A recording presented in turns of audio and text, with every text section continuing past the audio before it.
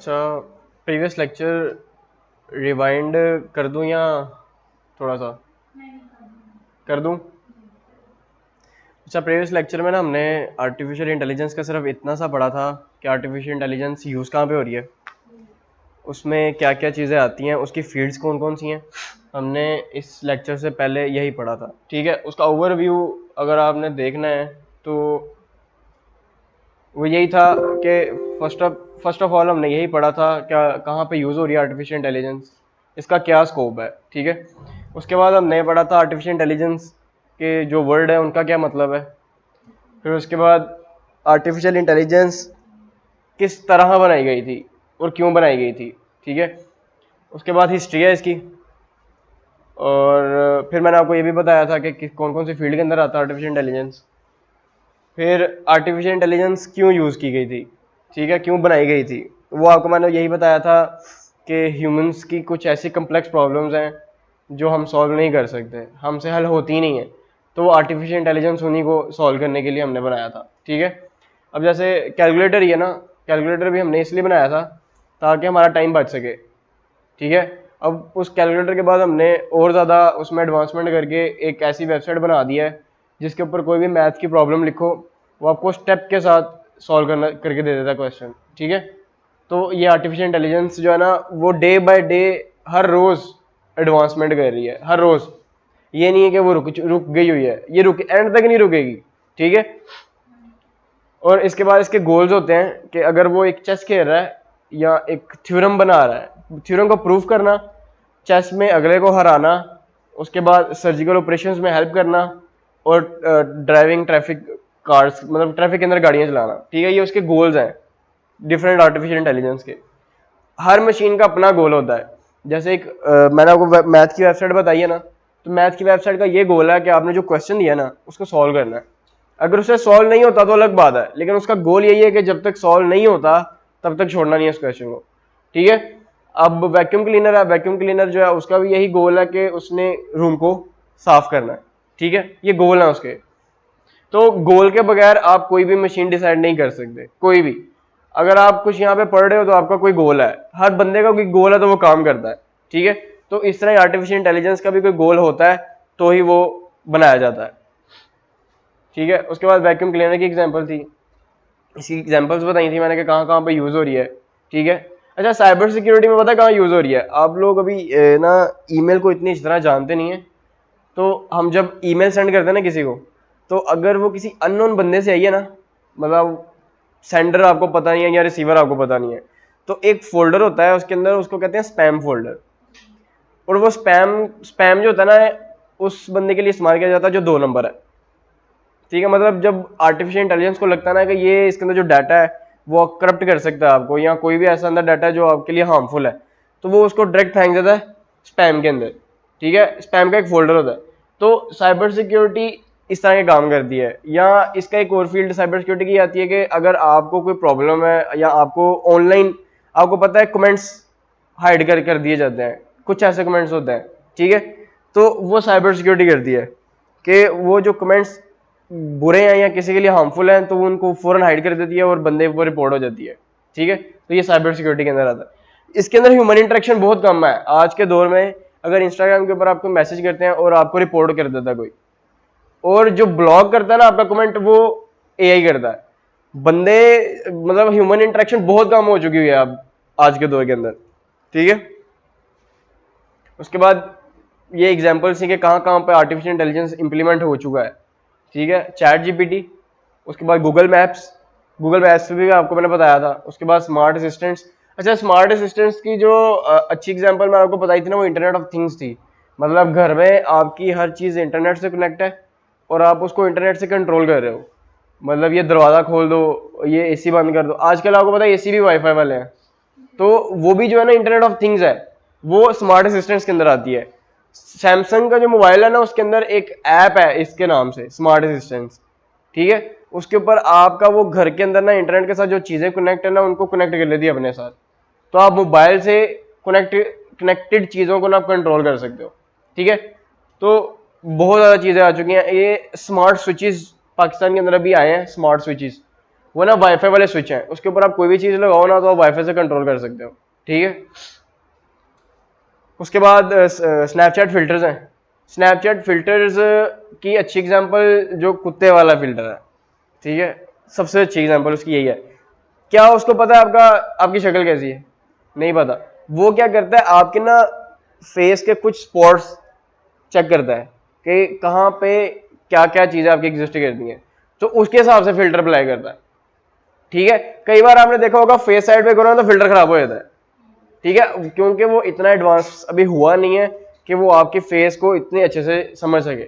लेकिन इतने अच्छी और चीजें डेवलप हो चुकी हैं कि एक कंपनी है एनवीडिया, उन्होंने ना एक चीज डेवलप की है, वो ये है कि आप जब, आपको पता है जो गेमिंग में लाइव स्ट्रीम होती है, मतलब गेम में रिकॉर्ड करके अपलोड करते हैं यूट्यूब के ऊपर, तो उसमें अपना फेस भी आता है। तो जब आप वो रिकॉर्ड कर रहे हो तो आपकी जो आंखें हैं ना वो कहीं भी मूव करें, तो आर्टिफिशियल इंटेलिजेंस ने एक ऐसा प्रोग्राम बनाया कि आप आंखें कहीं भी मूव करो लेकिन कैमरे के अंदर ऐसे नजर आ रहा है कि आप गेम की तरफ देख रहे हो, ठीक है। आंखें आपकी कहीं भी जा रही हैं लेकिन कैमरे में ऐसे डिटेक्ट हो रहा है कि जैसे आप सीधा देख रहे हो, बिल्कुल, ठीक है। तो इसका क्या बेनिफिट हुआ?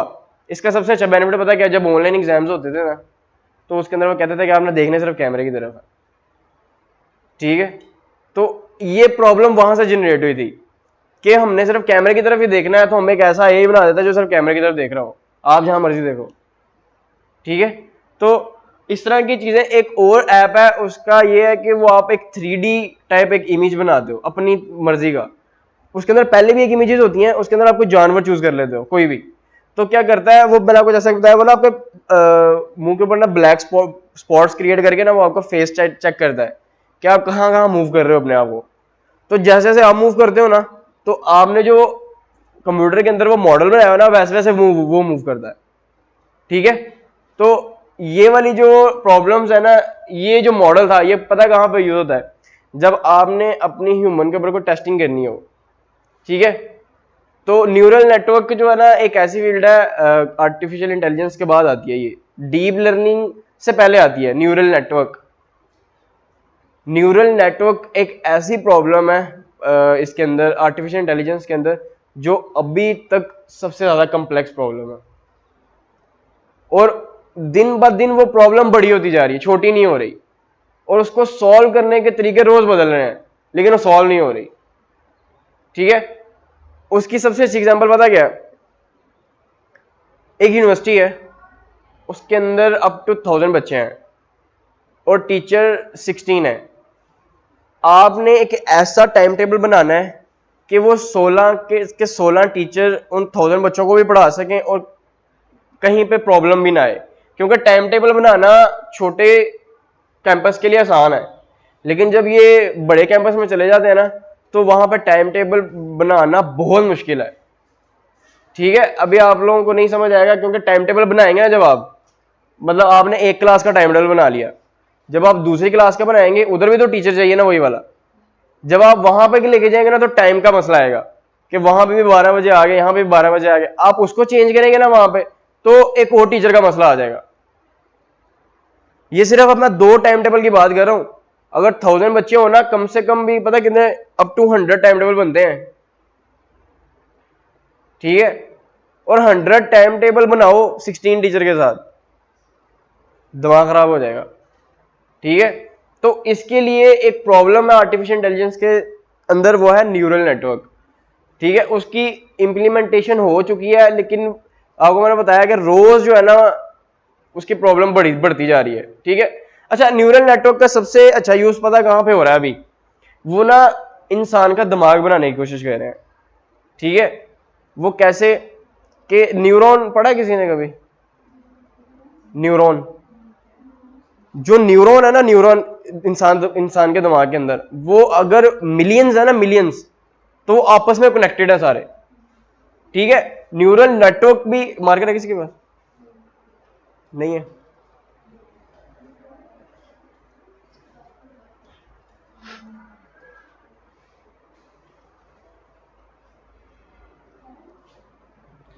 Thank you.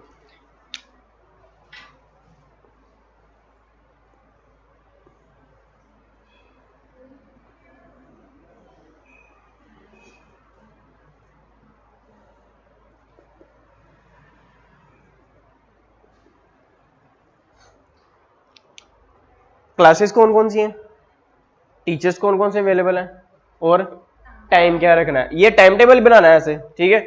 अब पता क्या होता है, क्लास 1 2 3 4 5 6 7 8 9, टीचर कितने हैं, 4 टीचर हैं, 3 4, टाइम कौन कौन सा अवेलेबल है, 1 बजेगा, 2 बजेगा, 3 बजेगा और 4 बजेगा।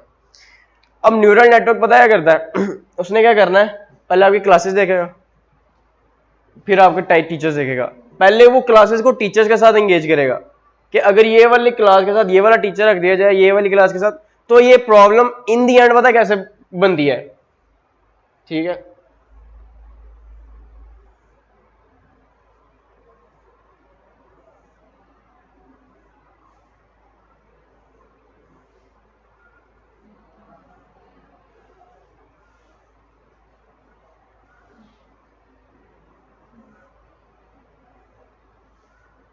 अगर समझ आया तो मुझे भी समझाना। ये मैंने आपको छोटी सी एग्जांपल बताई है, ठीक है। अब ये वाली जो प्रॉब्लम है ना, अगर इसको हम समझ के करें ना, समझ के करें, तो इसको पता कितना टाइम लगेगा, आप इसको 2 दिन भी ले सकती हैं। आप ये 3 क्लासेस करेक्ट करेंगे, नीचे वाली 3 खराब हो जाएंगी, नीचे वाली 3 ठीक करेंगे, दरम्यान वाली 3 खराब हो जाएंगी। आप सारी ठीक करने की कोशिश करेंगे, कोई एक पंगा अगर कर देगी अंदर कि नहीं जी मैं क्यों ठीक होने दूं कुछ, ठीक है। तो न्यूरल नेटवर्क पता है करता है, वो इसी को सॉल्व करता है, ठीक है। ये रियल टाइम प्रॉब्लम है आपको, क्योंकि टाइम टेबल चाहिए चाहिए, ठीक है। तो पुराने वक्तों में इसको बनाना बहुत मुश्किल था, ठीक है। 5 बंदे मिलकर टाइम टेबल बना रहे हैं, उसने जो बनाया है वो उससे सही है, लेकिन उसे लगता है वो उससे सही है, ठीक है।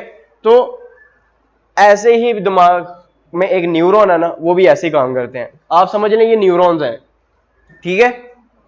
तो इससे मिलके अगर 9 और 4 का डाटा आपस में मिलाया जाए ना, तो एक नया डाटा बन जाएगा, ठीक है। 9 क्लास के अंदर कितने बच्चे हैं, 50 बच्चे हैं, ठीक है। और 4 के साथ कितनी चीजें कनेक्टेड है, ठीक है। 4 के साथ देखें, ये भी कनेक्ट है, ये भी कनेक्ट है, ये भी कनेक्ट है और ये भी कनेक्ट है, यही है ना। तो इसका मतलब जो अगर 9 और 4 का कॉम्बिनेशन बनाए ना, तो बहुत बड़ा डाटा बन जाता है। ये मैंने सिर्फ अभी एक का बताया, ठीक है। नया डाटा आर्टिफिशियल इंटेलिजेंस ऐसे बनाता है, ठीक है। उसने 9 के पास अपना डाटा है, 4 के पास अपना डाटा है, ठीक है।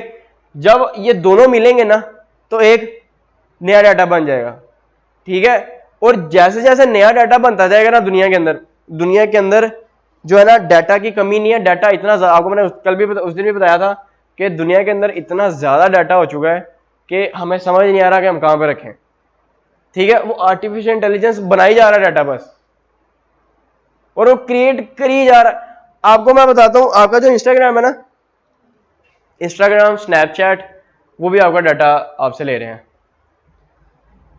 आपने माइक्रोफोन की एक्सेस दी, आपने लोकेशन की एक्सेस दी, आपने कैमरा की एक्सेस दी, ठीक है। आप लोग ये सेटिंग्स में जाके चेक कर सकते हैं, इंस्टाग्राम एप्स में जाएं, इंस्टाग्राम के ऊपर आप क्लिक करें, उसके नीचे परमिशंस होगा, परमिशंस का एक बार होगा, उसको क्लिक करेंगे, ऐसे 7-8 परमिशंस आएंगी। एक आएगी फाइल्स की, एक आएगी माइक्रोफोन की, एक आएगी कैमरा की, एक लोकेशन की, वो सारी की सारी ऑन होंगी। फेसबुक ने 2015 के अंदर क्लेम किया था, केस हुआ था उस पर, कि उसने क्लेम किया था खुद ही कि हम आपका डाटा चोरी करते हैं उसे, हम आपसे आपकी लोकेशन भी लेते हैं, आपके माइक्रोफोन में जो डाटा आ रहा था वो भी देखते हैं, आपके कैमरे का भी डाटा देखते हैं, सारा डाटा हमारे पास अवेलेबल है आपका, ठीक है। तो ये तरीके होते हैं डाटा फीड करने के। उन्होंने वो डाटा लेना है किसके लिए, आर्टिफिशियल इंटेलिजेंस के लिए। आपका स्नैपचैट का एआई ऐसे नहीं बना, उसके अंदर इतना कुछ ज्यादा डाटा फीड किया गया है, इतना कुछ ज्यादा डाटा फीड किया गया है कि वो आपके हर सवाल का जवाब दे देता है। उसके पास कोई ऐसा सवाल भी ले जाओ तो उसका भी बिना कुछ, मतलब जिसका कोई इंसान को जवाब नहीं आता, उसका भी आप जवाब दे देगा आपको। तो इसी वजह से है कि उसके पास डाटा इतना ज्यादा है कि वो आपकी बात समझ लेता है, ठीक है। तो आजकल दौर भी डाटा का है, जिसके पास डाटा ज्यादा वो जीत गया है। ये फ्यूचर ऑफ एआई भी ठीक है। आज के जो लेक्चर है ना उसके अंदर हमने पढ़ना है एक आर्टिफिशियल इंटेलिजेंस का ना सबसे पहला एक टेस्ट आया था, उसका नाम था एलन ट्यूरिंग। एक बंदा था एलन ट्यूरिंग। अच्छा, इसका ये रोल था आर्टिफिशियल इंटेलिजेंस के अंदर, इसने ना एक मशीन बनाई थी। वो मशीन क्या करती थी,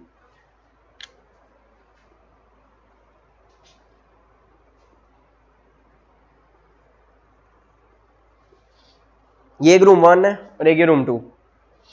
यहां पे बैठा हुआ है, यहां पे बैठा हुआ है। अच्छा, उसने क्या किया था, उसने ना दोनों को चाइनीज लैंग्वेज के अंदर एक सेंटेंस दिया था, दोनों को। अब वो क्या था, वो नहीं अभी इंटरनेट पे अवेलेबल नहीं है। मतलब उसने ना ह्यूमन को भी एक चाइनीज के अंदर सेंटेंस दिया और कंप्यूटर को भी। उसने बोला कि दोनों को कि इंग्लिश में कन्वर्ट करो। ठीक है, ह्यूमन को चाइनीज आती थी, जिस ह्यूमन को उसने वहां पे एंगेज किया था। ठीक है, दोनों ने क्या किया, चाइनीज में कन्वर्ट किया। अब जब दोनों ने चाइनीज में कन्वर्ट किया तो एक थर्ड ह्यूमन था, ठीक है, सेकंड ह्यूमन, उसने इन दोनों से आने वाला डाटा चेक किया था कि आइदर दोनों में से कौन सा ज्यादा अच्छा है। ठीक है, अच्छा भी है और चेक करेगा कि दोनों में से कंप्यूटर ने कौन सा लिखा है और इंसान ने कौन सा लिखा है। ठीक है, वो क्यों किया था उन्होंने, मैं बताता हूं। ह्यूमन से डाटा आया और कंप्यूटर से डाटा, इसको नहीं पता कि कौन सा डाटा कहां से आया। ठीक है, अगर आपको कोई एक चैट भेजता है जिसके अंदर नहीं पता आपको कि वो आर्टिफिशियल इंटेलिजेंस से बात कर रहा है या किसी बंदे से बात कर रहा है।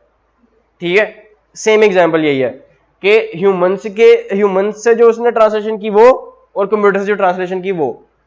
अब वो उनमें से चेक करेगा कौन सी ह्यूमन ने लिखी है और कौन से कंप्यूटर ने कन्वर्ट किया है।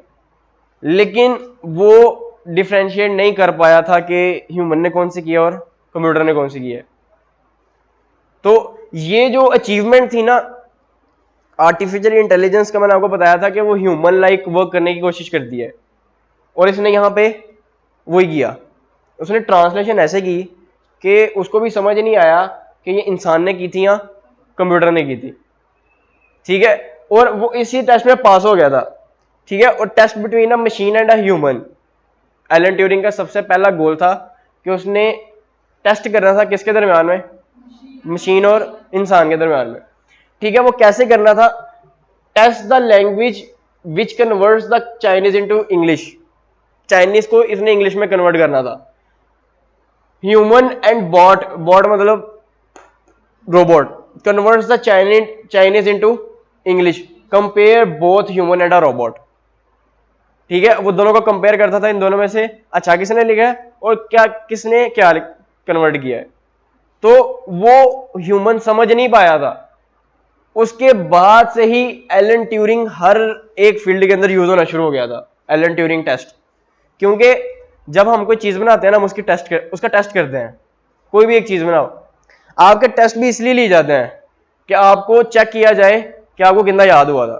ठीक है, कोई भी आप फील्ड ले लो, कोई भी फील्ड है, उसके अंदर टेस्टिंग जरूरी है। टेस्टिंग के बगैर आप नहीं बता सकते कि ये कितना अच्छा काम कर रहा है। तो एलन ट्यूरिंग ने एक ऐसा टेस्ट बनाया जो अभी तक काम कर रहा है, अभी तक। ठीक है, तो समझ आई एलन ट्यूरिंग की। अच्छा, उसके बाद एडवांटेजेस हम बाद में पढ़ते हैं। अब आओ आर्टिफिशियल इंटेलिजेंस वीक कैसे होता है और स्ट्रॉन्ग कौन सा होता है। सबसे पहले हम वीक पढ़ते हैं। Weak artificial intelligence also known as narrow AI, ठीक है, is designed and train to complete a specific task. अच्छा, आपका जो कैलकुलेटर है ना, कैलकुलेटर वो वीक एआई है। क्यों? क्योंकि उसने कुछ स्पेसिफिक टास्क परफॉर्म करने। स्पेसिफिक मतलब जो आपने उसकी जिस काम के लिए बनाया ना सिर्फ वो करेगा, उसके अलावा कुछ नहीं करने वाला वो। ठीक है, इसकी सबसे अच्छी एग्जांपल है इंडस्ट्रियल रोबोट। जो इंडस्ट्रियल रोबोट है ना, और अगर एक रोबोट गाड़ी उठा के यहां पे रखता है ना, उसका काम यही है। ठीक है, वो कोई नट नहीं टाइट कर सकता, ठीक है, वो पेंट नहीं कर सकता, वो कोई और चीजें नहीं उठा सकता सॉरी गाड़ी के है, तो वो भी एआई है ना कि वो रोबोट है, यहां से उठा के गाड़ी वहां पर रखता है, ह्यूमन तो नहीं कर रहा कुछ।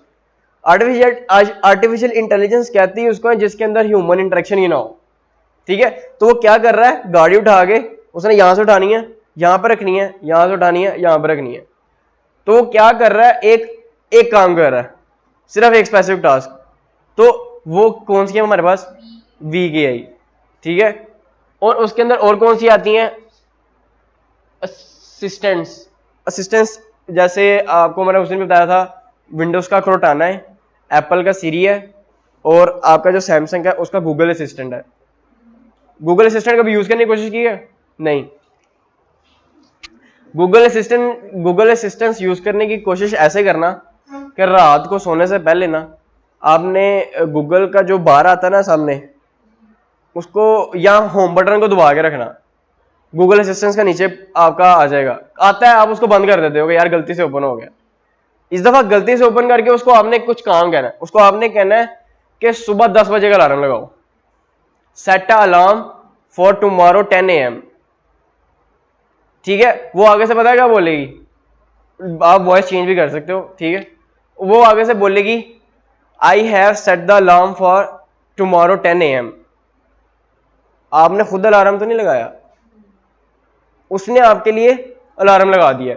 आप उसको ये बोलोगे ना कि डायल के अंदर ये नंबर पे कॉल करो, वो कॉल कर देगा।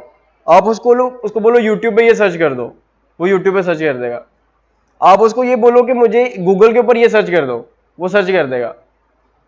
आप उसको कोई भी, आपके पास जितनी भी ऐप्स है ना मोबाइल के अंदर, आप उसको बोलो ये वाला ऐप खोल दो, वो ऐप खोल देगा। जाके ट्राई करना, ये एक वीक एआई है। लेकिन अगर आप इसके अंदर चैटबॉट इंप्लीमेंट कर दो तो वो आपका स्ट्रॉन्ग एआई हो जाएगा, क्योंकि इसको टास्क पता है कौन कौन से करने हैं। आप उसको कोई आउटर टास्क दोगे ना, वो नहीं परफॉर्म करेगा। वो आपको, मैंने इसको बोला कि ना मुझे ना अपने पास किसी रेस्टोरेंट की ना, मतलब सबसे अच्छे रेस्टोरेंट की लोकेशन दो, इसने मुझे गूगल पे भेज दिया, खुद इसने कुछ नहीं किया। क्यों? क्योंकि इसने मुझे बोला कि मैं आपको रेस्टोरेंट्स तो बता सकता हूं आपके पास कौन से हैं, लेकिन सबसे अच्छा नहीं बता सकता। वो आप गूगल पे रेटिंग चेक करो, ठीक है। तो ये जो है ना अपना काम वहां तक काम करती है जहां तक इसको बताया गया है। उसके बाद काम आता है स्ट्रॉन्ग ए। स्ट्रॉन्ग ए को पढ़ते हैं। Strong AI also known as artificial general intelligence, ठीक है, describes programming that can replicate the cognitive abilities मैंने आपको बताई थी, दोबारा सुने। कॉग्निटिव एबिलिटीज वो एबिलिटीज होती हैं जिनको समझाना पड़ता है, जिनको सिखाना पड़ता है। मैंने आपको इसकी एग्जांपल दी थी, जो जब बच्चा पैदा होता है ना, उसको नहीं पता रोना कैसे है, वो इनकॉग्निटिव है, क्योंकि उसको किसी ने सिखाया नहीं है, ठीक है। जब किसी को कोई चीज सिखानी पड़े, वो कॉग्निटिव स्किल्स हैं उसके। आपको मैथ्स नहीं आता था, टीचर ने सिखाया, वो कॉग्निटिव स्किल्स है आपके, ठीक है, आपको किसी ने सिखाया, ठीक है। तो ये कॉग्निटिव स्किल्स के ऊपर काम करता है कि सिखाना पड़ता है इसको सारा कुछ, ठीक है। ऑफ द ह्यूमन ब्रेन, हमने आर्टिफिशियल इंटेलिजेंस, आपको मैंने बताया, इंस्पायरेशन हासिल की थी ह्यूमन ब्रेन से। तो इसी को बनाया जा रहा है ह्यूमन ब्रेन के लिए, कि ह्यूमन ब्रेन जो टाइम लेता है सॉल्व करने में वो आसानी से कर दे। इसके अलावा ये जानवरों की प्रॉब्लम्स तो सॉल्व नहीं करता। क्यों? क्योंकि इसको बनाया ही ह्यूमन ब्रेन के लिए गया है, ठीक है। When presented with the unfamiliar task, अच्छा अनफेमिलियर टास्क पता क्या होता है? अनफेमिलियर आपके लिए वो टास्क है जब आप पहले दिन स्कूल गए थे, आपको नहीं पता कि मैंने क्या पढ़ना है, बुक का नहीं पता, वो आपके लिए अनफेमिलियर है। जब आर्टिफिशियल इंटेलिजेंस को कोई भी बुक दो और वो उसकी ट्रांसलेशन कर दे, कोई भी बुक दे दो, तो वो एक उसके लिए अनफेमिलियर टास्क था, उसने उसको कन्वर्ट कर दिया है। अगर आपको ही वो बुक दी जाए, क्या आप इसको समझाओ? आपको पहले खुद समझना पड़ेगा, फिर समझाना पड़ेगा। लेकिन आर्टिफिशियल इंटेलिजेंस, जो स्ट्रॉन्ग आर्टिफिशियल इंटेलिजेंस है ना, उसको समझना नहीं पड़ता, उसको पहले ही पता लग जाता है कि इस बुक के अंदर क्या लिखा है। वो कैसे, वो सारा कुछ पहले पढ़ लेता है उसका, उसने ट्रांसलेशन करनी है। अगर आपको एक पैराग्राफ दिया जाए, आपको कितना टाइम लगेगा ट्रांसलेट करने के लिए? 15 to 20 मिनट्स लगेंगे। आर्टिफिशियल इंटेलिजेंस पता है कितनी देर में करता?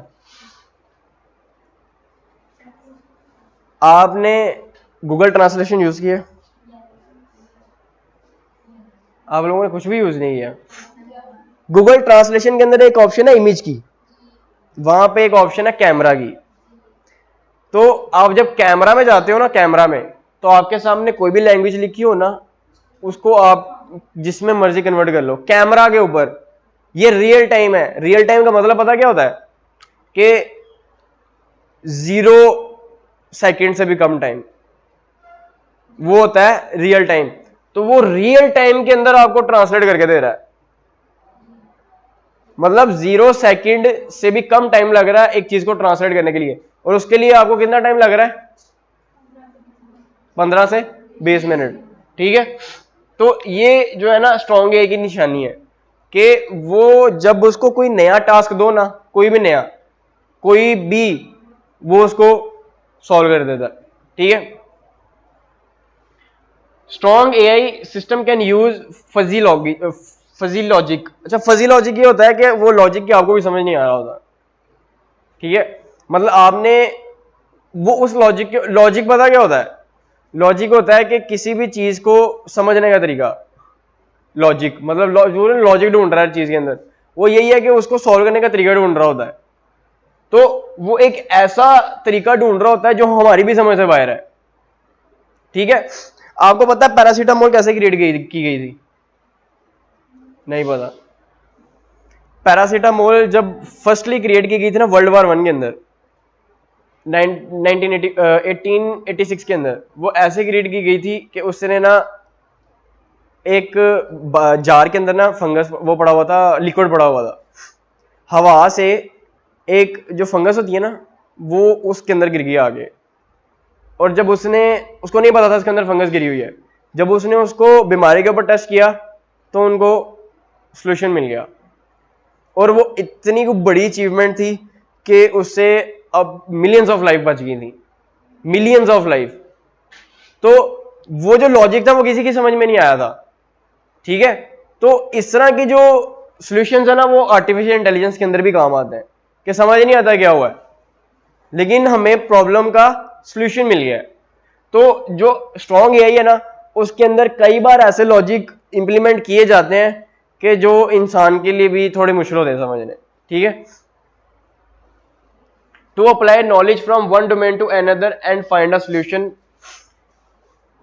autonomously. In theory, a strong AI program should be able to pass both a Turing test and the Chinese room argument. ठीक है। जो आपका स्ट्रॉन्ग एआई है उसको क्या पास करना चाहिए? Turing test. ठीक है। अच्छा, उसके बाद आते हैं टाइप्स ऑफ स्ट्रॉन्ग और वीक में पता लग गया ना क्या होता है? वीक जो है वो एक स्पेसिफिक काम करती है। ठीक है। उसके अलावा उसको कोई काम नहीं आता। ठीक है। और जो स्ट्रॉन्ग है वो उसको कोई भी काम दे दो वो कर लेती है, उसकी फील्ड के अंदर कोई भी काम दे दो। ठीक है। अब आते हैं टाइप्स। अच्छा, टाइप्स के अंदर सबसे पहले आती है रिएक्टिव मशीन। ठीक है। जो हमने पहले पढ़ी थी ना स्ट्रॉन्ग एंड वीक एआई, वो आर्टिफिशियल इंटेलिजेंस की ना टाइप्स नहीं है, वो उसकी कैटेगरी है। मतलब आपका यहाँ एआई स्ट्रॉन्ग हो सकता है या वीक हो सकता है, लेकिन ये टाइप्स हैं। इसमें से आप कोई भी एक टाइप चूज करते हैं अपने आर्टिफिशियल इंटेलिजेंस के लिए, इसके बाद ही आपको पता लगता है कि वो स्ट्रॉन्ग है या वीक है। ठीक है। अच्छा, रिएक्टिव में क्या होता है? रिएक्टिव में ये होता है कि आपके पास मेमोरी नहीं होती, और वो क्या करता है अपने पास्ट एक्सपीरियंस से भी कुछ नहीं सीखता। अच्छा, आर्टिफिशियल इंटेलिजेंस जो है ना अपने पास्ट एक्सपीरियंस से भी सीखता है। आपका जो स्नैपचैट एआई है ना, आपकी जो चैट है ना पुरानी, उससे सीखता है। उसने सीखा है, उससे सीख के ही आपको सारी प्रॉब्लम बता रहा है। ठीक है। आप जो है ना जब किसी भी एक फील्ड के अंदर जाते हैं ना, आप एक टीचर सेलेक्ट करते हो, आप उससे गाइडेंस लेते हो कि आपने क्या किया था, वो क्या था, आपने पास्ट एक्सपीरियंस उनका चूज करके अपने लिए कुछ डिसाइड किया। तो आर्टिफिशियल इंटेलिजेंस भी यही करता है कि वो आपका डाटा आपसे लेके आपको भी बताता है कि वो क्या करना चाहिए।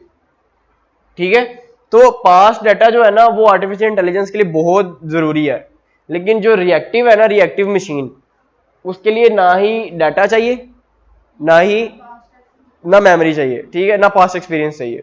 ठीक है, ये सिंपल सी एक मशीन होती है। इसके सबसे एग्जांपल आपकी कैलकुलेटर ही है, वो आपको ऑन द स्पॉट आपको कोई भी प्रॉब्लम तो सॉल्व करके दे देती है। उसके बाद लिमिटेड मेमोरी। आपको मैंने बताया आर्टिफिशियल इंटेलिजेंस के अंदर डाटा बहुत जरूरी है, बहुत ज्यादा जरूरी है। डाटा के बगैर आप उसको इंटेलिजेंस नहीं बना सकते उसके अंदर। ठीक है, तो अगर मेमोरी है ही नहीं है तो इसका मतलब वो इतनी इंटेलिजेंट भी नहीं है। अगर उसके अंदर थोड़ी सी मेमोरी फीड कर दी जाए तो क्या करेगा वो, AI system have memory so they can use past experiences, ये पास्ट एक्सपीरियंस भी यूज करता है to inform future decisions. Future decisions क्या होते हैं, आपको लिखा हुआ है सेल्फ कार्स। इसकी एक और एग्जांपल है फिटनेस वाली, कि वो आपका पास्ट डाटा पकड़ती है और आपको फ्यूचर के लिए डिसीजन लेने में काम करती है कि आपको ये करना चाहिए, ये करना चाहिए, ये नहीं करना चाहिए। ठीक है, ये आती है आपकी लिमिटेड मेमोरी के अंदर। फिर तीसरे में आती है थ्योरी ऑफ माइंड। ठीक है, ये जो है ये अभी तक बहुत मुश्किल से क्रिएट की गई है। वो यही है कि ये ना इमोशन समझने की कोशिश करता है। आपने कोई एक सेंटेंस लिखा कि आज मैंने ये किया, आज मैंने ये किया लेकिन आज मुझे ये करना था, तो वो आपके सेंटेंस से आपको बता देगा कि आज अभी जो आप खुश हो या सैड हो, या हैप्पी हो या सैड हो, मतलब और भी बहुत सारे इमोशंस हैं। वो सारे इमोशंस को आपके एक सेंटेंस से बता देता है कि आप खुश हो या नहीं हो। ठीक है, ये वाली जो है ये थ्योरी ऑफ माइंड है। ठीक है, इसको बनाना अभी तक इंप्लीमेंट तो हुआ लेकिन इतना अच्छा इंप्लीमेंट नहीं हुआ। इसके अंदर बहुत से फ्लॉज हैं, वो हर बार करेक्ट नहीं आता। इसकी परसेंटेज जो आई है वो 60% आई है, मतलब वो 100 डिसीजन में से 60 उसके करेक्ट है, जो 40 है ना वो रॉन्ग है। तो इसके लिए समझना भी थोड़ा सा मुश्किल है। उसके बाद आती है सेल्फ अवेयरनेस। सेल्फ अवेयरनेस क्या होती है, अपने आप को समझना, अपने आप का जायजा लेना कि भाई मैं कितने क्या कर सकता हूँ, क्या नहीं कर सकता। आर्टिफिशियल इंटेलिजेंस जो है ना वो अभी तक इस तरह का कुछ भी नहीं कर पाई। मैंने आपको बताया था कि वो एक ह्यूमन माइंड बनाने की कोशिश कर रहे हैं कि जो खुद से सोचना शुरू करे, तो आर्टिफिशियल इंटेलिजेंस ये नहीं कर सकती। कंप्यूटर की सबसे पहली ही डेफिनेशन ये है कि अगर आप उसको इनपुट दोगे तो वो आउटपुट करेगी, जब आप इनपुट नहीं करोगे तो आउटपुट ही नहीं करेगी। तो जब तक इनपुट नहीं आएगी तो वो सोचेगा नहीं, जब तक सोचेगा नहीं आउटपुट नहीं आएगी, और बगैर इनपुट के वो सोचेगा ही नहीं। तो अभी तक ये क्या लिखा है, this type of AI doesn't yet exist. अच्छा, उन्होंने ये येट लिखा हुआ है कि अभी तक नहीं बना, लेकिन ये बनेगा भी नहीं। ठीक है, ये हमारे पास 4 टाइप्स थी। ठीक है, हम इन चारों के अंदर ना ट्यूरिंग टेस्ट इस्तेमाल करते हैं, स्ट्रॉन्ग और वीक यही समझने की कोशिश करते हैं। ठीक है, ये भी स्ट्रॉन्ग और वीक हो सकता है, ये भी स्ट्रॉन्ग और वीक हो सकता है, ये भी स्ट्रॉन्ग और वीक हो सकता है, और ये तो भी एग्जिस्ट ही नहीं करता। ठीक है, ये तीनों में हम चेक कर सकते हैं कौन सा स्ट्रॉन्ग है और कौन सा वीक है। ठीक है, समझ आ गई। अच्छा, उसके बाद artificial responsible artificial intelligence. Responsibility क्या होता है, जिम्मेदार। जिम्मेदार आर्टिफिशियल इंटेलिजेंस क्या होता है, सबसे पहले वो जस्टिफाई होता है कि जैसा मैंने बताया था ना, एक थ्योरम को प्रूव करना, वो जस्टिफिकेशन है कि ये थ्योरम ऐसे सॉल्व किया मैंने। आपको पता है कि कई बार ना ऐसा होता है कि सर कहते हैं आपने ये डायरेक्ट आंसर लिखा, ये गलत है, क्योंकि आप उसको जस्टिफाई नहीं कर सके। ठीक है, तो आर्टिफिशियल इंटेलिजेंस क्या करती है, वो आपको हर प्रॉब्लम की जस्टिफिकेशन देती है कि ये प्रॉब्लम ऐसे आई थी और इसका सोल्यूशन ऐसे है और ऐसे निकाला मैंने। ठीक है, उसके बाद एक्सप्लेनेबल। आपने जस्टिफाई तो कर दिया कि लेफ्ट हैंड साइड तो राइट हैंड साइड के इक्वल है, लेकिन आपको एक्सप्लेन नहीं करना आया, तो टीचर क्या बोलेगा, आपने चीटिंग की है। ठीक है, आर्टिफिशियल इंटेलिजेंस भी अगर ऐसे करे ना तो हम उसको भी कहते हैं आर्टिफिशियल इंटेलिजेंस रिस्पॉन्सिबल नहीं है। तो अगर वो जस्टिफाई कर सकता है तो उसको एक्सप्लेन भी करना आना चाहिए, ठीक है। उसके बाद मॉनिटरेबल, आपने क्या किया कि आपने ना यूट्यूब से आपने ऑनलाइन कोड उठाया, आपको समझ भी है उसकी, सारा कुछ है, आपने कोड को टीचर को दिखा दिया, टीचर को आपने जस्टिफाई भी कर दिया, आपने उसको एक्सप्लेन भी कर दिया, लेकिन आपकी मॉनिटरिंग हुई। मॉनिटरिंग होता है कि बार बार देखना, आपकी मॉनिटरिंग हुई थी नहीं, आपने टीचर के बैक पे किया था ये सारा कुछ। अब वो टीचर को पता लग जाता है लेकिन क्या आपने चोरी किया है, ठीक है।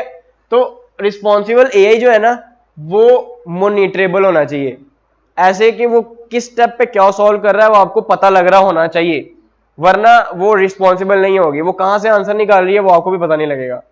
तो उसको रिस्पॉन्सिबल होने के लिए ये सब कुछ करना चाहिए। फिर आता है हमारे पास रिप्रोड्यूसेबल। अच्छा, टीचर आपको कहता है कि आपने जो सॉल्व किया ना व्हाइट बोर्ड पे आके सॉल्व करो, आपने जस्टिफाई भी किया था टीचर को, आपने एक्सप्लेन भी किया था और आपने मॉनिटरिंग भी करवाई थी अपनी कि मैं सही लिख रहा हूं कि नहीं लिख रहा, लेकिन आप उसको दोबारा बोर्ड पे आके नहीं लिख सके, तो इसका क्या मतलब है? टीचर ने तो यही कहना है कि आपने चीटिंग किया है। तो रिस्पॉन्सिबल ये भी यही है कि अगर उसने दोबारा उसी को जनरेट नहीं किया तो इसका मतलब वो रिस्पॉन्सिबल नहीं है। उसके बाद सिक्योर, अब हम यहां से बाहर आए थे, सिक्योर का आगे से कोई लिंक नहीं है।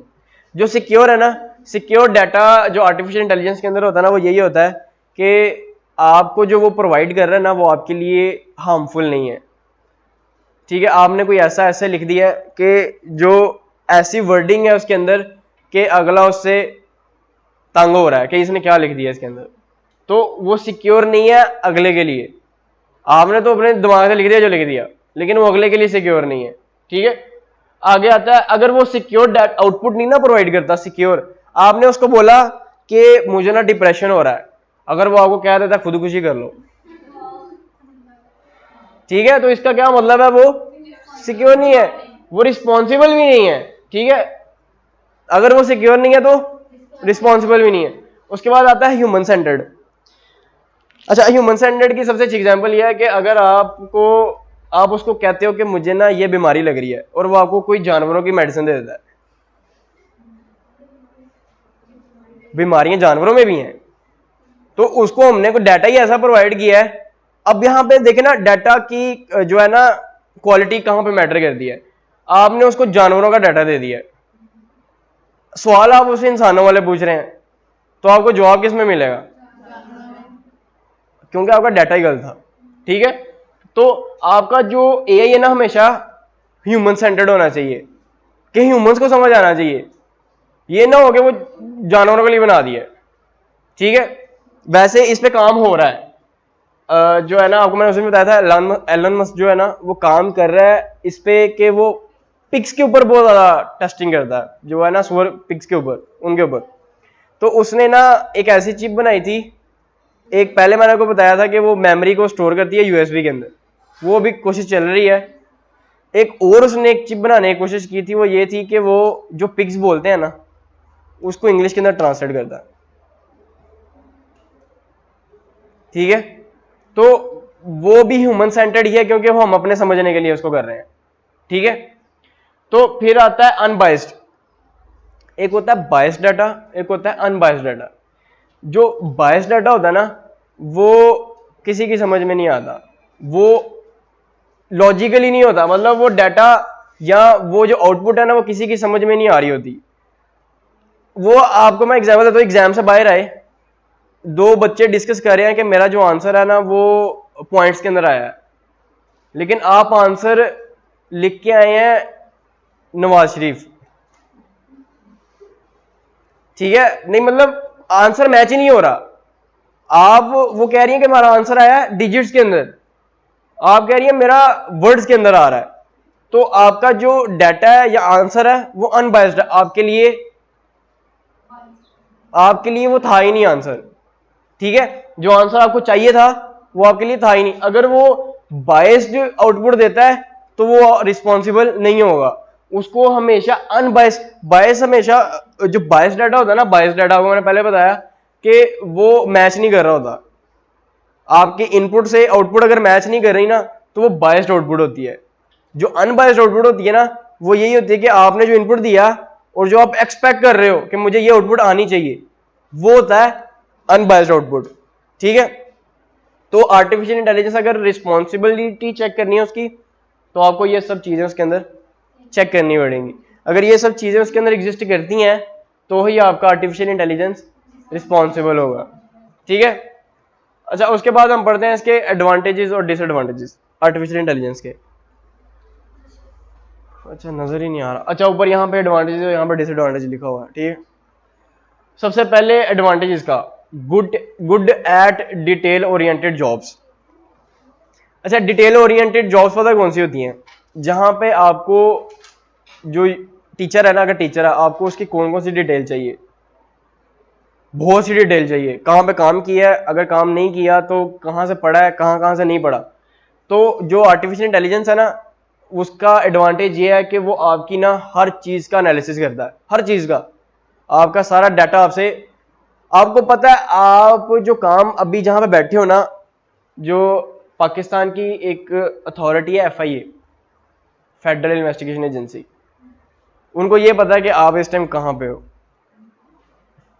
उनको ये पता है कि आपके पास कितने मोबाइल फोन्स हैं, उनको ये पता है आपके पास उसके अंदर कौन से अकाउंट्स लगे हुए हैं, उनको ये पता है आप उस अकाउंट से किससे कांटेक्ट करते हो, उनको ये पता है आपके मोबाइल में कॉन्टैक्ट्स कितने हैं। ये अभी मैंने थोड़ी सी डिटेल बताई आपको, मतलब उनके पास आपकी हर एक चीज है। ठीक है, तो जो आपके पास गुड ओरिएंटेड जॉब्स है ना उनके लिए आर्टिफिशियल इंटेलिजेंस काम आती है। ठीक है, और उसके बाद इसका एक और एडवांटेज है reduce time for data heavy task. आपको मैंने बताया था कि जब ट्रांसलेशन हम करते हैं तो कितना टाइम लगता है, हमें काफी ज्यादा टाइम लगता है, और आर्टिफिशियल इंटेलिजेंस कितने में कर देती है, रियल टाइम के 0 सेकंड से भी कम टाइम के अंदर। ठीक है, उसके बाद आओ solve labour and increase productivity. ये दो अलग चीजें हैं, increase productivity, saves labour. Labour क्या होती है, काम करने वाले मजदूर। ठीक है, तो अगर ट्रांसलेशन के अंदर एक बंदा चाहिए था, अब कोई चाहिए ट्रांसलेशन के लिए, कोई भी नहीं चाहिए, और उसके बाद आपने जो आप ट्रांसलेशन करते हो आपको अपने आप पे यकीन नहीं होता मैंने सही किया है। ठीक है, लेकिन आर्टिफिशियल इंटेलिजेंस क्या कहती है जो मैंने किया है वो सही है। ठीक है, एक तो बंदे कम लगते हैं और प्रोडक्टिविटी मतलब कि आपको कम टाइम के अंदर ज्यादा चीजें मिल रही हैं। ऐसे ही है ना, जहां पे 15 मिनट आपको लग रहे हैं एक चीज को ट्रांसलेट करने के लिए, वो आपको बुक पूरी ट्रांसलेट कर देगा उतने टाइम के अंदर, पूरी बुक, वो चाहे उसको 15 बुक्स दे दो वो कर देगा उस टाइम के अंदर। तो ये इंक्रीज प्रोडक्टिविटी है। ठीक है, उसके बाद एक और इसका आंसर है, एडवांटेज है डिलीवर्स कंसिस्टेंट रिजल्ट्स। कंसिस्टेंट होता है कि आपको जो रिक्वायर्ड आउटपुट होता है ना, रिक्वायर्ड कि मतलब मुझे यही चाहिए था, वो वही प्रोवाइड करता है रिजल्ट्स। ठीक है, जो आपका अभी तक AI क्रिएट हुआ ना चैट जीपीटी, अगर आपको पता नहीं इस चीज का आंसर ये है तो आपको वही आंसर देगा, लेकिन अगर आपको उस चीज का आंसर नहीं पता था जो आपने उससे सवाल पूछा है तो आपको समझ में आएगा। ठीक है, तो ये इसका एक एडवांटेज है। उसके बाद आता है can improve customer satisfaction through personalisation. और जो आपका आर्टिफिशियल इंटेलिजेंस है ना, हमेशा तो नहीं लेकिन 98% जो है ना वो कस्टमर्स को सेटिस्फाई करता है। इसकी सबसे एग्जांपल है कि जब आप चैटबॉट से बात करते हो ना तो आपको सेटिस्फाई करता है वो। आपने पूछा क्या हाल है, वो आपको जवाब देगा मैं ठीक हूं, वो ये नहीं बोलेगा तुम्हें क्या मतलब है। ठीक है, मतलब वो आपको सेटिस्फाई करेगा। ठीक है, उसके बाद इसके डिसएडवांटेजेस। आर्टिफिशियल इंटेलिजेंस जो फील्ड है ना अभी तक तो बहुत एक्सपेंसिव है, बहुत ज्यादा, क्योंकि आपको आर्टिफिशियल इंटेलिजेंस के जो बंदे हैं ना जो काम करने वाले हैं उस पर, जब आप उनको कोई प्रॉब्लम देते हो ना तो वो कहते हैं कि भाई इतने पैसे लगेंगे। वो पैसे जो है ना बहुत ज्यादा होते हैं। आर्टिफिशियल इंटेलिजेंस की जो फील्ड है ना बहुत एक्सपेंसिव है। आपको मैंने बताया था जब आया था ना कंप्यूटर वो 35,000 का आया था, और अभी वो कितने का मिल रहा है, 2,000 का। तो टाइम टू अपडेट अगर करो तो ये जो पुराना सामान होता है ना वो सस्ता कर देते हैं। जो वैक्यूम क्लीनर था जब आया था वो अप टू 10 लाख का था, 10 लाख का था, अभी वो 10,000 रुपये का मिल रहा है पाकिस्तान के अंदर। ठीक है, तो स्टार्ट में आर्टिफिशियल इंटेलिजेंस बहुत एक्सपेंसिव होता है क्योंकि वो नई चीज है, सबको चाहिए। उसके बाद requires a deep technical expertise, जो एक्सपीरियंस के बगैर काम होता है ना वो अच्छा नहीं होता, आप वो काम नहीं कर सकते।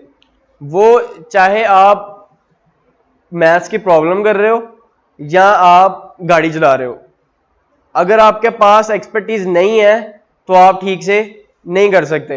तो आर्टिफिशियल इंटेलिजेंस के लिए आपको मैं बताता हूं, आर्टिफिशियल इंटेलिजेंस की जो जॉब है ना अमेरिका के अंदर, वो कहते हैं हमें 10 ईयर्स का एक्सपीरियंस चाहिए, 10 साल का एक्सपीरियंस चाहिए, फिर हम आपको जॉब प्रोवाइड करेंगे, उसके अलावा कोई ऑप्शन ही नहीं है। आप उनको अपने 2 साल का काम दिखा दो, 3 साल का दिखा दो, 4 साल का दिखा दो, वो नहीं गए, रिजेक्ट कर देंगे। उनकी रिक्वायरमेंट में लिखा हुआ है मिनिमम 10 ईयर्स का आपको एक्सपीरियंस चाहिए। तो जो है ना, ये इसका एक बैकड्रॉ है कि आपको एक्सपर्टीज चाहिए कोई भी प्रॉब्लम सॉल्व करने के लिए। ठीक है, उसके बाद एक और इसका बैकड्रॉ है, limited supply of qualified workers to build AI tools. जो आपके पास आर्टिफिशियल इंटेलिजेंस पाकिस्तान के अंदर है अभी बहुत कम है। ठीक है, कुछ यूनिवर्सिटीज ने रिसेंटली 2 ईयर्स बैक शुरू करवाया, आपके पास इसके टीचर्स भी बहुत कम है, आपके पास इसका पाकिस्तान में डाटा भी बहुत कम है, ऑनलाइन बहुत ज़्यादा पड़ा हुआ है, समझाने वाला बहुत कम है, पढ़ाने वाला बहुत कम है, और इसके ऊपर काम करने वाला बहुत कम है पाकिस्तान के अंदर। बाहर सारे काम इसी भी कर रहे हैं, पाकिस्तान के अंदर अभी बहुत कम है। तो जब आपको कोई भी टूल बनाना है एआई का टूल जो मैं बना रहा हूं ना, अभी मेरा फाइनल प्रोजेक्ट चल रहा है, वो ये है कि जो आपके ये है ना ट्रैफिक लाइट्स खुद ही ऑन ऑफ होंगी, खुद ही रेड और ग्रीन होंगी। वो किस सिचुएशन पे होंगी कि वो पहले गाड़ियां काउंट करेगा, उसको जितनी गाड़ियां जहां पे नजर आएंगी वो उतना उसको टाइम प्रोवाइड करेगा। ठीक है, तो ये जो एआई बिल्डिंग टूल्स है ना, इनके लिए आपको, अच्छा मुझे भी बाहर किसी से रब्ता करना पड़ा फिर ही मैं ये कर रहा हूं, वरना नहीं होता। ठीक है, क्योंकि ये बहुत बहुत वास्ट फील्ड है, एआई बहुत बन चुकी है, पाकिस्तान के अंदर तो भी शुरू हुई है। ठीक है, तो इसको बनाने के लिए आपको बहुत बहुत क्वालिफाइड टीचर चाहिए, क्वालिफाइड बंदे चाहिए। तो यहाँ पे भी कि वो कम होते हैं, लिमिटेड सप्लाई, मैंने बताया पाकिस्तान के अंदर भी बहुत कम है, तो ये इसका डिसएडवांटेज है। अगर आपने उसको पढ़ना है या समझना है या करना है तो इसके बंदे बहुत कम है, गुजरांवाला में भी बहुत कम है। ठीक है, उसके बाद reflects the bias of its training data at scale. मैंने आपको बताया था कि कई बार ये ना आउटपुट ऐसा जनरेट करता है कि वो किसी की समझ में नहीं आता। ठीक है, तो वो यही है कि आपको वो ऐसा आउटपुट प्रोवाइड कर देता है, आप खुद परेशान हो जाते हो कि ये तो मैंने दिया ही नहीं था, ये आउटपुट कैसे जनरेट कर रहा है। ठीक है, तो ये उसका रिफ्लेक्ट्स द बायसेस है उसका। ठीक है, ये इसका बैकड्रॉ है, कई बार ऐसे करता है, जब आप नए नए कोड लिखना शुरू करते हैं ना तो फिर आप अनएक्सपेक्ट काम करते हैं। अब मैं आपको बताता हूं, जब आर्टिफिशियल इंटेलिजेंस का एक प्रॉब्लम था चैटबॉट का, वो चैटबॉट पता कैसे क्रिएट किया गया था, वो ना उसने उसको क्वेश्चन दिया था और उस क्वेश्चन के उसने 20 आंसर कर दिए थे, 20 एक क्वेश्चन के। अब वो खुद परेशान था कि मैंने कोड के अंदर तो ऐसा कुछ लिखा नहीं है। वो उसको बाद में पता लगा था कि इसके कोड में कोई एरर था जिसकी वजह से उसने उसको एक ही क्वेश्चन के 20 आंसर्स किए थे। ठीक है, तो ये कोडिंग के अंदर बहुत सी ऐसी प्रॉब्लम्स आती हैं जिसके थ्रू आपको रिजल्ट बड़ा अच्छा मिलता है। ठीक है, लेकिन कई बार बहुत बुरा रिजल्ट भी मिलता है। तो जो कोडर होते हैं ना वो 90% जो है ना वो डिप्रेशन में रहते हैं।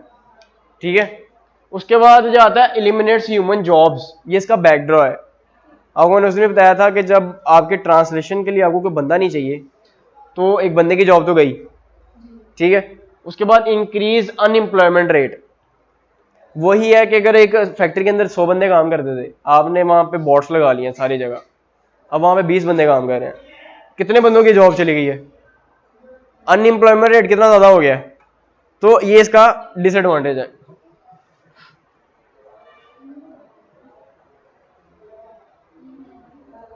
अच्छा, हमने आर्टिफिशियल इंटेलिजेंस का जो अभी तक पढ़ा है उसके अंदर सबसे ज्यादा जो वर्ड यूज होने वाला वो है डाटा। डाटा आर्टिफिशियल इंटेलिजेंस के अंदर बहुत इंपॉर्टेंट है। आप ये समझ रहे जैसे हमारी रगों में खून है ना, वैसे आर्टिफिशियल इंटेलिजेंस के लिए डाटा है।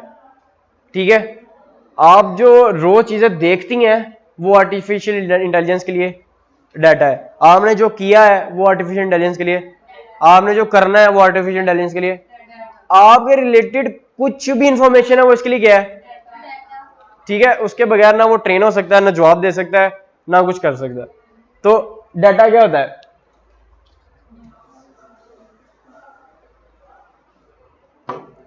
ये सिंपल सी इसकी डेफिनेशन लिखी है, data is information that has been translated into a form that is efficient for movement और प्रोसेसिंग।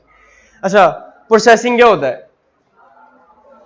प्रोसेसिंग होता है कि आप एक चीज के ऊपर काम करते हो इसलिए ताकि वो आपको समझ आ जाए। ठीक है, अब जैसे डायमंड है ना, डायमंड जब वो निकलता है ना कोल में से, वो ऐसी शेप में नहीं होता कि वो डायमंड नजर आए, तो उसके ऊपर प्रोसेसिंग होती है, फिर वो डायमंड की शेप के अंदर आता है, जो आपकी रिक्वायर्ड शेप है, फिर उसके अंदर आता है।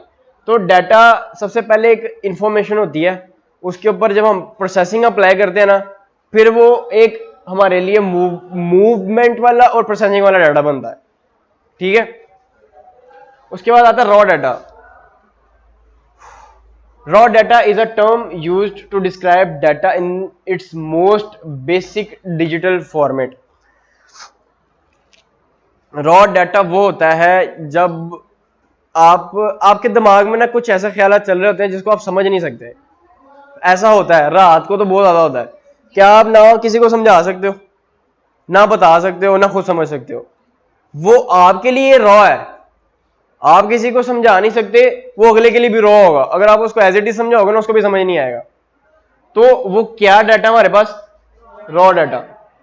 ठीक है, वो अगर मैं इसको उल्टा सीधा करके लिखूंगा ना ये पूरे पैराग्राफ को, किसी की समझ में नहीं आएगा, तो वो क्या होगा? रॉ डाटा होगा। उस डाटा के अंदर उसको क्या क्या मिलेगा? ये वर्ड्स मिलेंगे और कुछ भी नहीं मिलेगा। ठीक है, तो इसको इंफॉर्मेशन बनाने के लिए हमने इसको इस शेप में लिखा। ठीक है, रॉ डाटा की समझ आई है?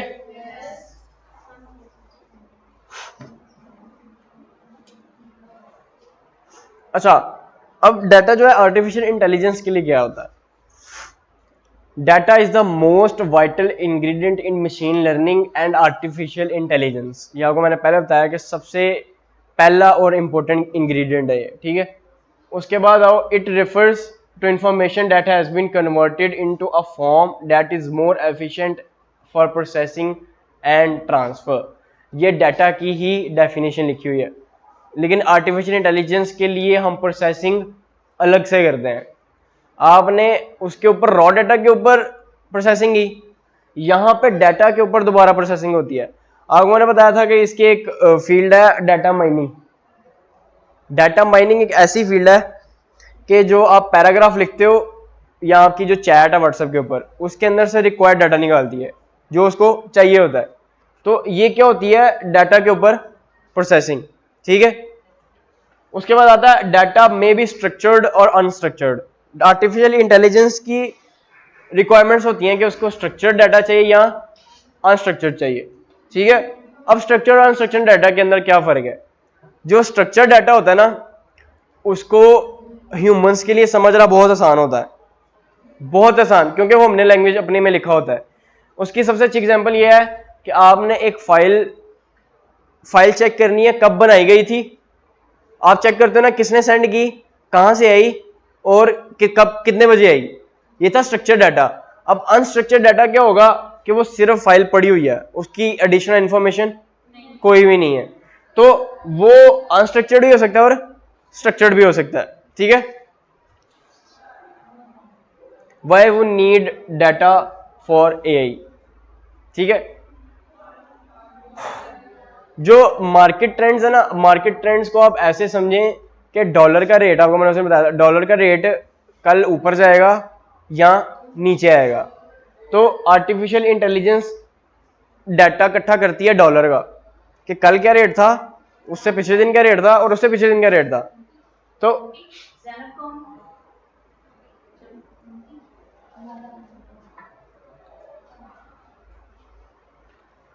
तो उसके थ्रू जो है वो मार्केट ट्रेंड्स बताता है आपको। अच्छा, पिछले दिनों ना एक काम शुरू हुआ था अमेजोन का, बहुत ज्यादा, कुछ आइडिया है उसका? अमेजोन अमेजोन हर जगह अमेजोन अमेजोन हो रहा था। तो उसके ऊपर ना वो सिखाते हैं कि आप लोगों ने ना एक प्रोडक्ट कैसे चूज करना है जो बेचना है आपने, ठीक है, बेचना कैसे है। तो वो आता है इमर्जिंग इंडस्ट्रीज, कि आपने एक ऐसी चीज सिलेक्ट करनी। आर्टिफिशियल इंटेलिजेंस इसमें बहुत हेल्प आउट करता है। वो चेक करता है कि अभी किस चीज पे काम हो रहा है, कौन सी चीज ज्यादा चलेगी, कौन सी चीज मसला करेगी, ठीक है। तो ये सब कुछ काम करता है डाटा के ऊपर। तो इनको ही हम जनरेट करने के लिए डाटा यूज करते हैं, ठीक है। उसके बाद आता है analysing consumer behaviour and automating customer segmentation. अच्छा, जो कंज्यूमर बिहेवियर होता है, जो आप यूजर है ना, यूजर उसका बिहेवियर चेक करना। चैट जीपीटी जो है ना, जो आपका स्नैपचैट एआई है, वो आपका बिहेवियर चेक करता है। आप अगर कोई रूड वर्ड यूज करो ना उसके साथ, मतलब आपने उसको बोला है कि दफा हो यहां से, बोल सकते हो ना, क्योंकि ह्यूमंस है, ह्यूमंस कम्प्लेक्स से कुछ भी बोल सकते हैं उसको। अगर आपने उसको बोला ना दफा हो जाओ, तो वो आपका ना एनालिसिस करेगा कि ये किस तरह बात कर रहा है। अब ये डाटा आपको नहीं पता किस लिए यूज हो सकता है, वो मे भी अपने ही सर्वर के अंदर आपका एक ऐसा एनालिसिस करें कि ये बंदा बहुत रूड है, ये मार्केट में जाके ऐसे ही रहेगा। आपको नहीं पता कि आपके डाटा के ऊपर क्या क्या हो सकता है, उनके पास डाटा है आपका सारा। आप जो वर्ड यूज करते हैं, आपके जो आप सोशल मीडिया लाइफ है ना, ये आपका एनालिसिस है। आपको नहीं पता, लेकिन वो सारा आपका एनालिसिस कर रहे हैं। आप कितने कमेंट्स करते हैं डेली के, कमेंट्स करते हैं नहीं करते, अगर यहां नहीं करते तो कहां करते हैं, क्या कमेंट्स करते हैं, ठीक है। इसकी अलग फील्ड है सारी कंप्यूटर के अंदर, ठीक है। तो वो आपका एनालिसिस और बिहेवियर चेक करते हैं आपकी सोशल मीडिया लाइफ से, ठीक है। उसके बाद वो आपका डाटा ही है ना, आपने जो कमेंट किया वो डाटा है, आपने कुछ भी प्रोवाइड किया वो डाटा है उनके लिए, ठीक है। उसके बाद आता है personalising and optimising the performance of digital marketing companions या कंपनीज, ठीक है। तो जो आपकी डिजिटल मार्केटिंग है ना, डिजिटल मार्केटिंग का किसको आइडिया है? नहीं है। डिजिटल मार्केटिंग ना एक पाकिस्तान के अंदर काफ़ी ट्रेंडिंग काम चल रहा है, लेकिन बाहर के मुल्कों में बहुत हो चुका हुआ है। डिजिटल मार्केटिंग में ना हम, सही बात है, पाकिस्तान के अंदर ट्रेंड तब आता है जब वहां पे खत्म हो जाता है, ठीक है। गाड़ी वहां से एक्सपायर होती है तो पाकिस्तान में आती है, ठीक है। तो जो डिजिटल मार्केटिंग है ना, डिजिटल मार्केटिंग में हम किसी का सोशल अकाउंट संभालना, किसी का अकाउंट को बूस्ट करना, कहते हैं ना इंस्टाग्राम पे फॉलोअर्स ले लो, वो डिजिटल मार्केटिंग का काम है। तो उसके अंदर आपका जो डाटा ना, आप जो हैक होते हैं ना अकाउंट्स, आपने कभी देखा होगा, एक दिन के लिए हैक हुआ, फॉलोइंग बहुत ज्यादा चली गई है। आपका कभी हुआ नहीं होगा? हुआ कभी किसी का? नहीं हुआ। जब हैक होता है ना आपका इंस्टाग्राम अकाउंट, आप उसको एक दिन भी ना चलाएं, अगर आपके फॉलोइंग थी ना 50 या 55, वो 1000 में चली जाती है एक दिन के अंदर। तो आपके जो फॉलोइंग जो आपको ये डिजिटल मार्केटिंग वाले लेके देते हैं ना, वो यही होते हैं जो अकाउंट बंद हो चुके हैं, मतलब जो नहीं यूज करता, कोई एक्टिविटी नहीं है, तो वो वहां से उनके अकाउंट से आपको फॉलो करवाते हैं, ठीक है। तो आपका यही डाटा यूज करके आपको डिजिटल मार्केटिंग आप करवा सकते हो, ठीक है। एआई ही टूल्स हैं सारे, इसके सारे एआई के टूल्स हैं, ठीक है। तो डाटा वहां पे यूज हो रहा था सारा। अच्छा, डाटा और कहां पे यूज होता है? Using intelligent decision support system fuelled by big data AI and predictive analysis. ये आपका जो ये वाली फील्ड है ना, आपको ये डिजिटल करेंसी के अंदर काम आती है। डिजिटल करेंसी आपको मैंने बताया था एक ऐसी करेंसी है जो जैज़ कैश, इजी पैसा जैसी ही है, लेकिन उसके अंदर एक अलग चीज इस्तेमाल होती है, वो आपको नहीं पता, वो ब्लॉकचेनिंग होती है, ठीक है। ब्लॉकचेनिंग में आपको समझाना पड़ेगा, वो रहने दें। तो जो आर्टिफिशियल इंटेलिजेंस है ना, अच्छा, प्रिडिक्शन प्रिडिक्शन क्या होती है, कोई मुझे बताएगा? फ्यूचर प्रिडिक्शन, फ्यूचर प्रिडिक्शन होती है कि फ्यूचर को गेस करना कि आगे क्या हो सकता है। ठीक है, जो आपके जो है ना क्रिकेट मैच के अंदर आपको पता है वहां पर नीचे लिखा आता है प्रिडिक्टेड स्कोर, कई बार वहां नीचे आता होगा प्रिडिक्टेड स्कोर।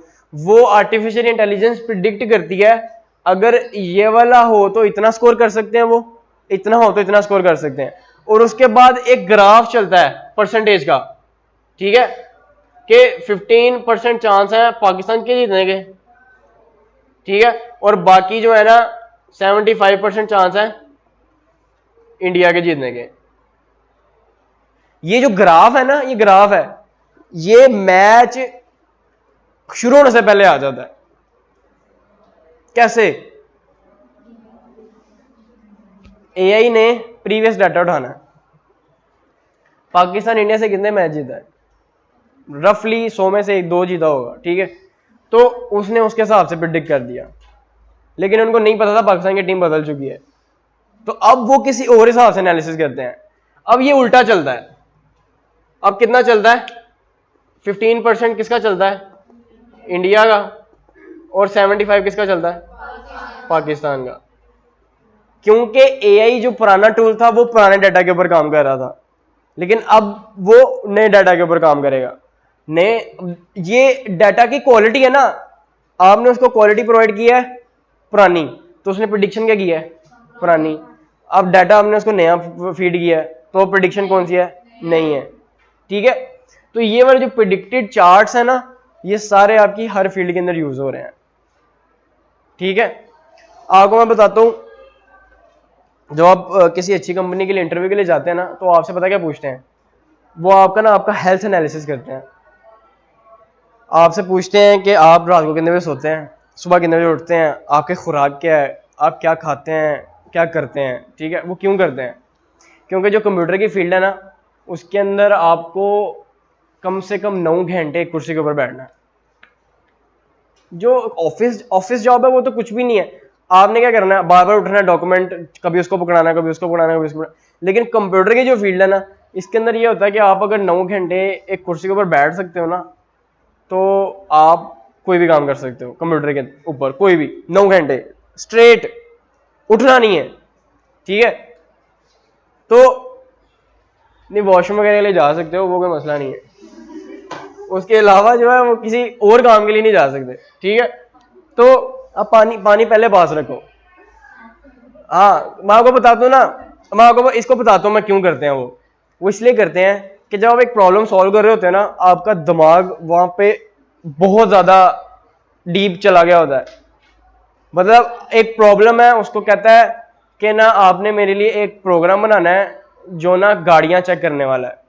मतलब वो गाड़ी चेक करे कि पहले गाड़ी का बॉडी चेक करे, फिर गाड़ी का इंटीरियर चेक करे, फिर गाड़ी का इंजन चेक करे।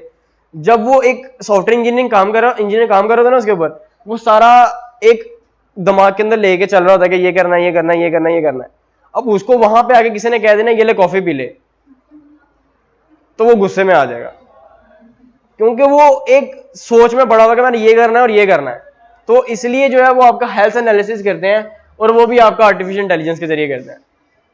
ठीक है, अब तो अमेरिका के अंदर इंसान इंटरव्यू लेते नहीं है, वहां पे रोबोट्स आपको इंटरव्यू लेते हैं और वही आपको हायर करते हैं। लेकिन रोबोट रिश्वत नहीं लेते, इतना अच्छा है उनमें वो। ठीक है, अच्छा, डाटा के बाद एक फील्ड आती है हमारे पास, डाटा साइंसेस।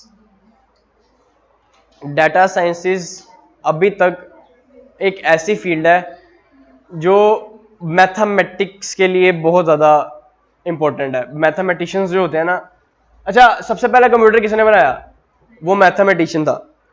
जो पहली लैंग्वेज थी कंप्यूटर की लैंग्वेज वो किसने बनाई, वो मैथमेटिशियन था। डाटा साइंसेस की जो आपकी फील्ड थी किसने बनाई, वो आपका मैथमेटिशियन था।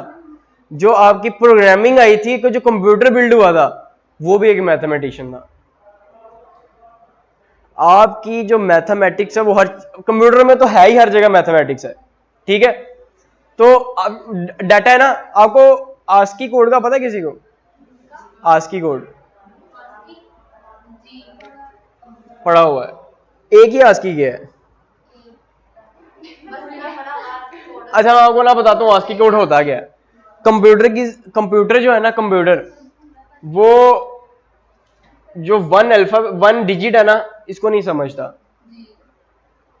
वो इसको 2 नहीं समझता, वो इसको 3 नहीं समझता। जो आपका कंप्यूटर है ना, कंप्यूटर जुबान समझता है सिर्फ और सिर्फ 0 1 की। कभी आपने 7th 8th स्टैंडर्ड में पढ़ा हो बाइनरी को प्लस करना? कभी पढ़ा है बाइनरी को प्लस? ये सीखा होगा आप लोगों ने। आपको मैं इसका एग्जांपल देता हूँ, 0 0 0 1 0 0 0 1, इसको प्लस करना आपने सीखा होगा 6 7 के अंदर। क्या 1 और 1 प्लस करो, 1 और 1 प्लस करो, 1 और ऊपर एक कैरी। अब याद आया? और अब याद आया कि नहीं? तो कंप्यूटर की जो लैंग्वेज है ना, वो सिर्फ 0 1 की जुबान समझता है। ठीक है, वो 1 को पता क्या लिखता है? वो लिखता है इसको 0 0 0 1, ये 1 है। 2 क्या है इसके लिए? 0 0 1 0। ये कैसे हुआ? देखो 0 0 0 0 0, इसके अंदर 1 प्लस करो तो ये आ जाएगा, इसके अंदर दोबारा एक 1 प्लस करो तो ये आ जाएगा, ये भी तो यही है ना। अब इसके अंदर दोबारा एक प्लस करो, 0 0 1 1। तो जब आप ये वाला डिजिट लिखते हो ना, तो वो कहता है ये 3 है। कंप्यूटर ये वाली जुबान समझते ही नहीं है। जो आपका मैंने आपको बताया था ना कंपाइलर दरमियान में कन्वर्ट करने वाला, वो ये करता है।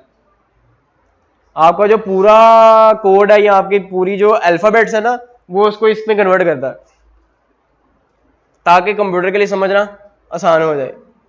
ठीक है, तो ये जो है ना, ये इसको कहते हैं आस्की कोड। ये एक स्टैंडर्ड है। ठीक है, जो देखे ना, अब ये वाला जो कोड है, ये मैथमेटिक्स की फील्ड है। ये बाइनरी की पूरी बुक है। ठीक है, पूरी बुक है बाइनरी पे। उसके अलावा अगर आप यूनिवर्सिटीज में आएंगी ना, तो यहाँ पे एक सब्जेक्ट है, उसका नाम है DLD। वो पूरा का पूरा सब्जेक्ट इस पे है, पूरा का पूरा सब्जेक्ट। तो जो आपका थोड़ा सा खामोश हो जाए। जो आपके कंप्यूटर की फील्ड है ना, जो कंप्यूटर की फील्ड है, उसके अंदर 90% जो काम है ना, वो मैथमेटिशियंस का है। मैथमेटिशियंस अगर दुनिया में एग्जिस्ट ना कर दे, तो आपका जो कंप्यूटर है वो बिल्ड ना होता। कंप्यूटर के बाद जितनी भी एडवांसमेंट्स हुई हैं, वो कुछ भी ना होता, कुछ भी ना होता। ठीक है, तो डाटा साइंसेस एक ऐसी फील्ड है जो क्या करती है, the collective processes theories and technologies. इसके अंदर क्या क्या चीजें होती हैं? अच्छा, प्रोसेस आपको मैंने बताया था क्या होता है? काम करना, उस पर क्या हुआ है, ये सारी चीजें क्या होता है, उसका प्रोसेस होता है। ठीक है, तो ये एल्गोरिथम की तरह ही होता है, लेकिन एल्गोरिथम में हम कुछ सॉल्व करते हैं, इसके अंदर कुछ सॉल्व नहीं करते हम कुछ। ये सिर्फ और सिर्फ हमारी रिक्वायर्ड आउटपुट होती है। ठीक है, जो एक इसके अंदर क्या होते हैं, प्रोसेसेस के एक प्रॉब्लम के ऊपर क्या क्या काम हो रहा है, वो होते हैं थ्योरीज आपको पता क्या होती हैं? थ्योरीज होती हैं कि आपको मैं इसकी एग्जांपल देता हूँ, A+B=C, ये एक थ्योरी है। ठीक है, तो अच्छा, थ्योरी और फैक्ट में पता क्या फर्क होता है? थ्योरी को आपको प्रूव करना पड़ता है, थ्योरी को आपको प्रूव करना पड़ता है। आर्टिफिशियल इंटेलिजेंस का मैंने सबसे पहले पढ़ा था कि वो थ्योरम्स को प्रूव करता है। ठीक है, तो ये भी वही है, उसके अंदर थ्योरीज होती हैं, प्रोसेसेस होते हैं और टेक्नोलॉजीज होती हैं। ठीक है, that enables the review, analysis and extraction of valuable knowledge and hidden. अच्छा, ये सारी चीजें क्या प्रोवाइड करती हैं? Reviews, analysis and extraction, extraction क्या होता है? एक्सट्रैक्शन होता है निकालना। अब जो मैथ है ना, मैथ की जो फील्ड है वो सारी की सारी आपस में कनेक्टेड है, कंप्यूटर की भी सारी फील्ड आपस में कनेक्टेड है। जो मैथमेटिक्स है ना वो क्या करते हैं कि जब उन्होंने कोई नया थ्योरम प्रूव करना होता है ना तो उसकी पहले जो थ्योरम है ना उसके पहले प्रोसेसेस देखते हैं, फिर उसके बाद उसकी थ्योरीज जितनी आ चुकी हैं उस प्रॉब्लम के बारे में वो लिखते हैं, फिर उसके लिए जो टेक्नोलॉजीज यूज हो चुकी हैं वो सारी लिखते हैं, फिर उससे उनको क्या मिलता है?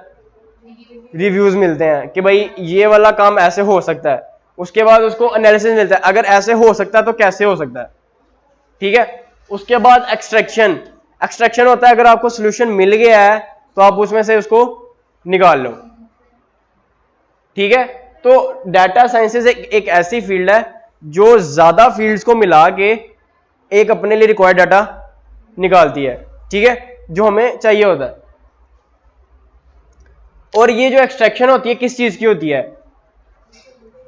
वैल्यूएबल नॉलेज की, जो हमें चाहिए होता है। उसके बाद हिडन इंफॉर्मेशन की। अब आपको एक मैं पैराग्राफ दूं, अगर उसकी आप ट्रांसलेशन करो तो उसका मीनिंग बदल जाएगा, ठीक है। ये एक प्रॉब्लम है ह्यूमंस की कि अगर आप उसको उर्दू टू इंग्लिश करो और इंग्लिश टू दोबारा उर्दू करो तो चेंज आएगी, अगर ह्यूमंस कह रहे हैं तो चेंज आएगी, लेकिन अगर उसको वो रोबोट कर रहा है ना तो सेम आएगी, लेकिन कई बार चेंज भी आती है, ठीक है।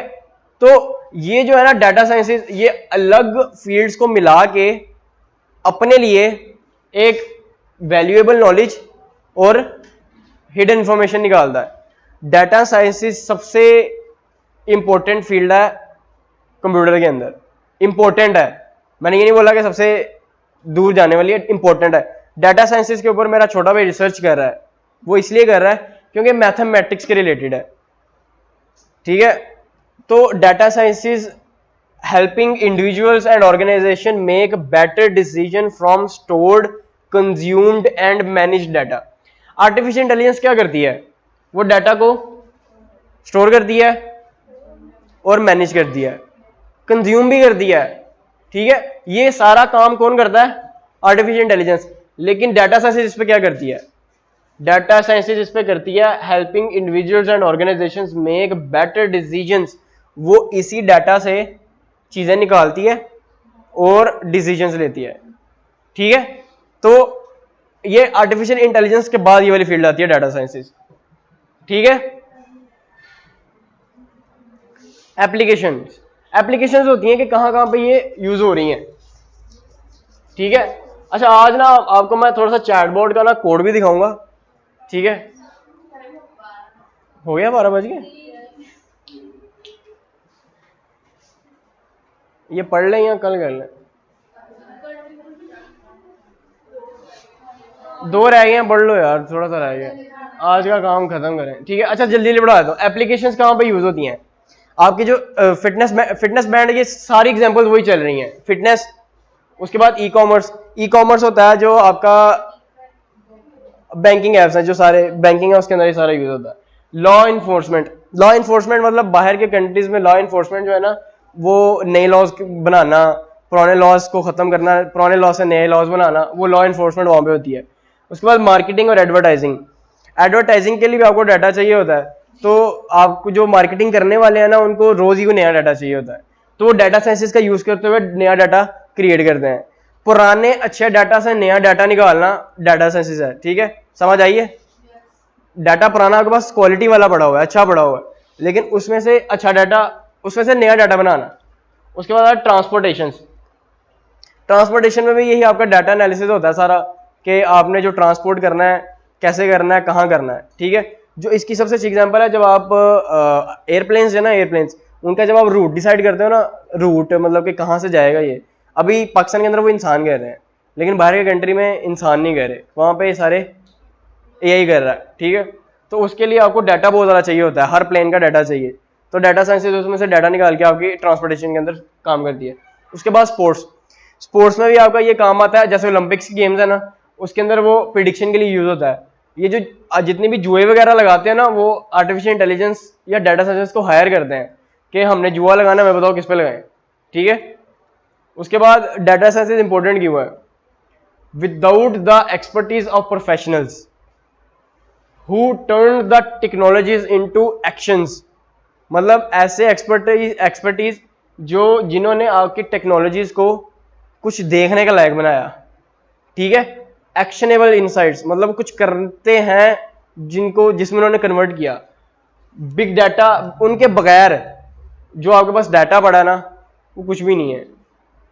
तो डाटा वैल्यूएबल तब है जब उसको कोई यूज करने वाला है, कोई उसको समझने वाला है, ठीक है। तो उसके लिए हमारे पास क्या चीजें रिक्वायर्ड है? Directing actions and defining goals. आपको इसके अंदर गोल्स चाहिए, वरना इसके बगैर आप कुछ भी नहीं कर सकते, ठीक है। उसके बाद टेस्टिंग दीज डिसीजंस, जो आपकी टेस्टिंग है ना, सिर्फ 5 मिनट, जो आपकी टेस्टिंग है ना, टेस्टिंग आपको मैंने बताया कि हर चीज को सॉल्व करने के बाद क्या होता है, उसकी टेस्टिंग होती है। तो टेस्टिंग जो है ना वो सबसे क्रूशियल पार्ट होता है आपके, हम जो पढ़ रहे हैं ना फील्ड, इसके अंदर भी और डाटा साइंस के अंदर भी और आर्टिफिशियल इंटेलिजेंस के अंदर भी, जब भी आप कोई प्रॉब्लम सॉल्व करते हो उसकी टेस्टिंग होती है। अगर कोई मसला है दोबारा बनाओ, दोबारा टेस्टिंग, फिर मसला है दोबारा बनाओ, दोबारा टेस्टिंग। टेस्टिंग बहुत जरूरी है। उसके बाद रिक्रूटिंग द राइट टैलेंट। आपको मैंने बताया कि जब स्पोर्ट्स के अंदर जब वो हायर करते हैं ना किसी डाटा एनालिसिस को, तो वो अब ये नहीं ना होगा डाटा एनालिसिस जो करने वाला है वो डाटा निकालने वाला है जी थ्योरम्स का, मैथ्स के थ्योरम का, आप उसको हायर कर रहे हो कि स्पोर्ट्स का निकालोगे कौन सा बंदा कौन सा काम कर रहा है। तो जो राइट टैलेंट है ना वो आप रिक्रूट नहीं कर रहे। तो इसी तरह की और भी एग्जाम्पल्स हैं इसकी। डाटा साइंसेज जो है वो अभी तक डाटा को संभालने में सबसे ज्यादा काम यही कर रहे हैं, ठीक है। तो एक कोड देख लें, कोड कल, चलो ठीक है, कल जो है हम इसका कोड देखेंगे थोड़ा सा। अच्छा, आज के रिलेटेड अगर किसी का क्वेश्चन है तो कोई पूछ लो। आज हमने क्या पढ़ा, रिवीजन किया, उसके बाद हमने डाटा पढ़ा है कि डाटा जो है आर्टिफिशियल इंटेलिजेंस में और कहाँ पे यूज होता है, उसकी फील्ड कौन सी है, ठीक है।